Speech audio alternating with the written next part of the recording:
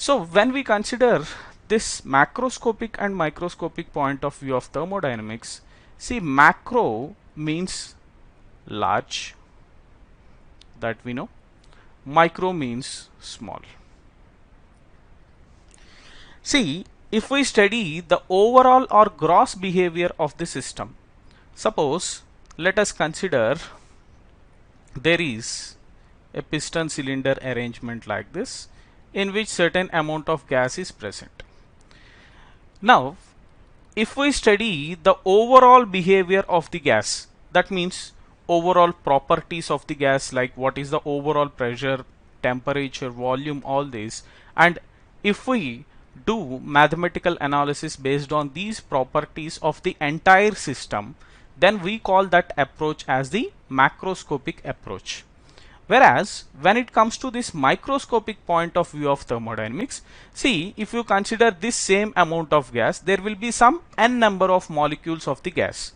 Now, if we study the behavior of this gas or the system at molecular level, that means if we consider each molecule behavior and study its properties, then we call that approach as microscopic point of view of thermodynamics.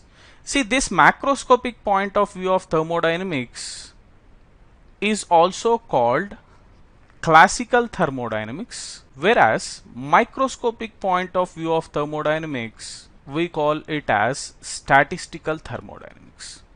Why we call these so? Let me explain.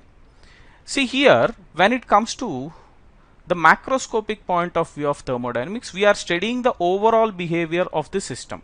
See, when we are studying the overall behavior of the system, so in order to calculate what is the amount of heat transfer and what is the amount of work done, here we require very simple mathematical formulae. So in macroscopic approach, simple mathematical formulae are required for analysis as we are studying the overall behavior.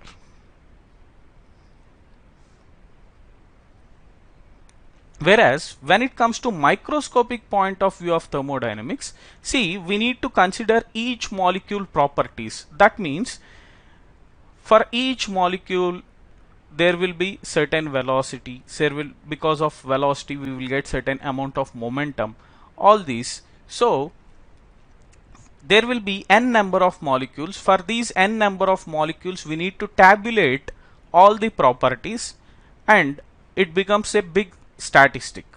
So that's why this microscopic point of view of thermodynamics, we call it as statistical thermodynamics, because we need to tabulate each and every molecule behavior.